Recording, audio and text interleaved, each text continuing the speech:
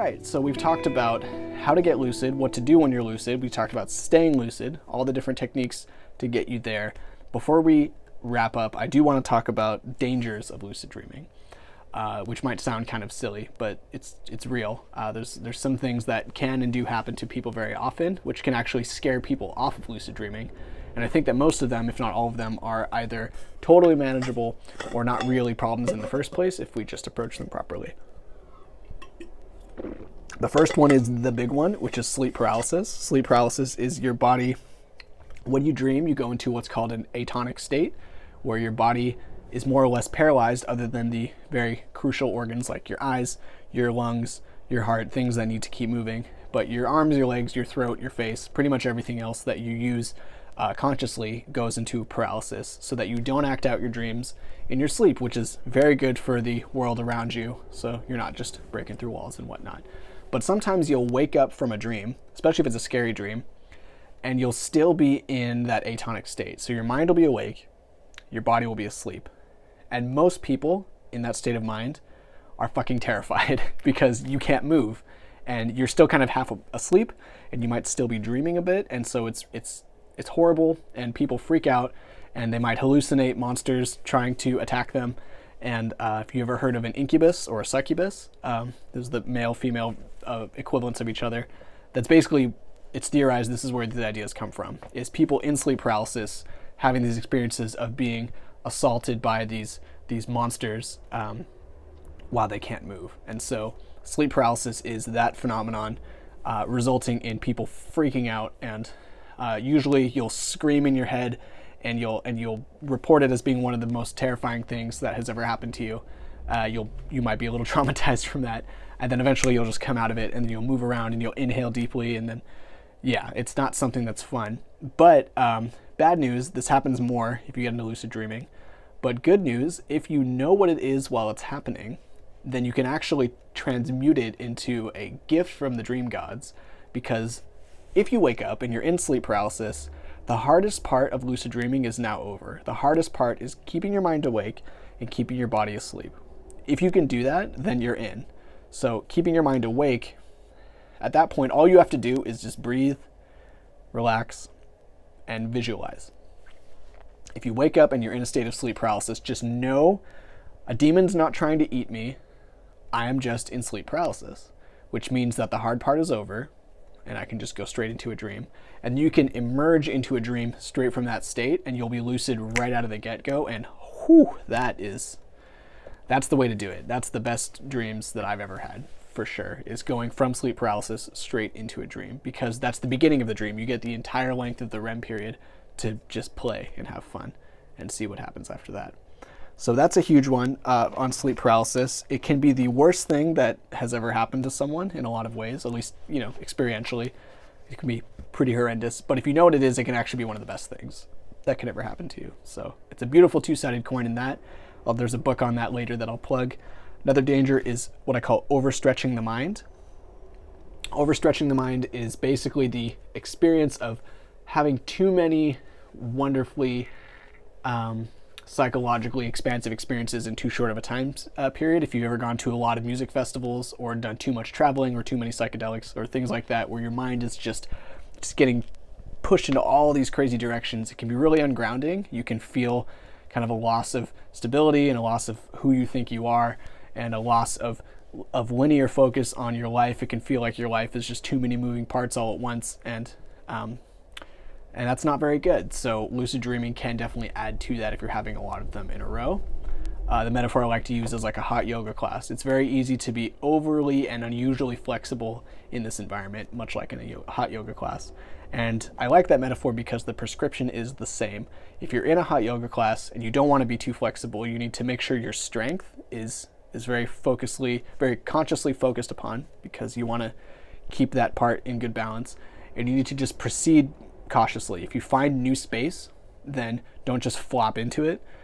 You want to, enter with a keen awareness of, oh, this is new. I better proceed wisely and gently, and not just push my way through because I really want my toes to touch, my third eye, for the reasons you might want to do that.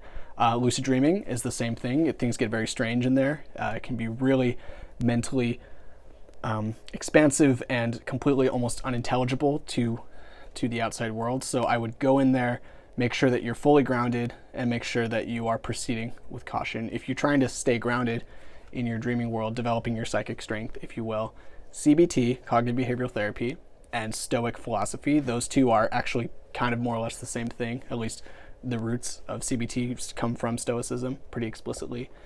Study those, because those will give you a lot of tools to not fall into that rabbit hole chasm of losing your sense of self to the tidal waves of wacky dream territory wonderland, because it can get pretty nuts in there. And so definitely make sure your legs are firmly on the ground when you're going into your dream states, and CBT and Stoicism will help with that. Another problem that happens a lot to people is mixing up their dreams with their waking life, like conversations you've had or experiences you've had. You might actually think that something happened in real life that was just a dream, and vice versa.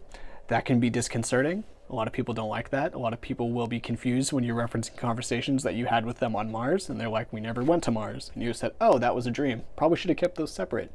The way to avoid that is to keep journaling. A lot of people, when they get into lucid dreaming, especially when their recall is incredible, they stop journaling because it takes time, and it's seemingly unnecessary because their recall is on point.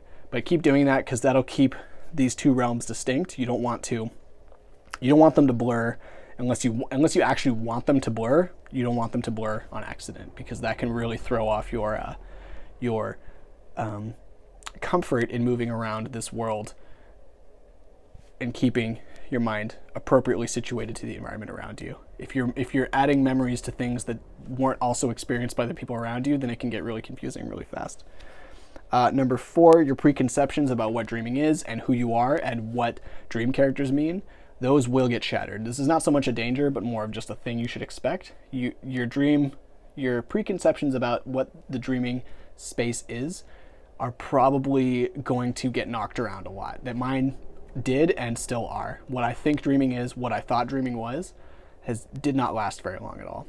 I really don't think that dreaming is even remotely well understood in our culture. It's such a strange and completely unprecedented phenomenon in terms of our mapping it out clearly, and that I expect will be your experience as well. It's lonely. Lucid dreaming can be kind of lonely because our culture doesn't really honor dreams the way that it could, and there are meetups, lucid dreaming meetups. I'm going to be starting one myself.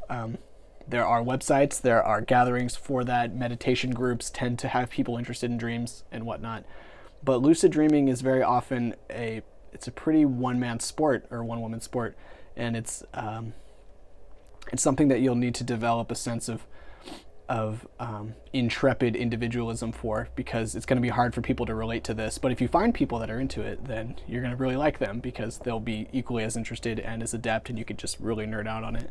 But chances are you're going to feel a little isolated, at least in our modern world. But if you can find a group of people that are into it, or if you can even just get a recruit, someone else who that might be interested, see if you can buddy up, find people to help you with this practice, because it's such a beautiful thing to share, but it's hard to find people that are willing to dedicate hours and hours of their life every single day, not hours every single day, but a good chunk of time every single day to transforming their mind from the inside out while apparently sleeping their life away. It's pretty rare to find that level of discipline in our culture, and I don't blame them, because sometimes it takes a minute to get the fruits from this, and we like our instant gratification, and lucid dreaming does not always get you that, because it takes a lot of time.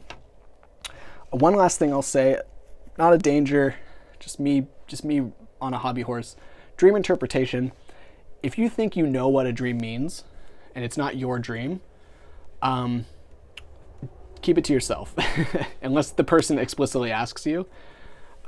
Or unless you ask them, do you want me to tell you what this dream might mean to me from this perspective currently? Like, dream interpretation it's not a science, and it's not very well understood at all. Even by the experts, there's a lot of crack pottery going on there. If you really want to know what a dream means, I tell you the best way to find out: get lucid and go ask the dream, because that'll tell you something at very least very interesting, if not just the actual answer you want. But if you are just going off of your half-baked Freudian hypotheses, you're going to end up hitting a lot of walls and rubbing a lot of people the wrong way, including your own self. And I'm not to say this, I'm not trying to be a jerk about it. It's not that there's no validity in dream interpretation, but it's such a fraught territory with over theorizing and rationalization that I just pour salt all over that whenever I hear people telling me confidently what dreams mean, especially when they're not their own dreams. It's like, chill out, go ask the dream, see what it thinks, because these things are much stranger than we give them credit for. So there's my rant. Have fun with that one.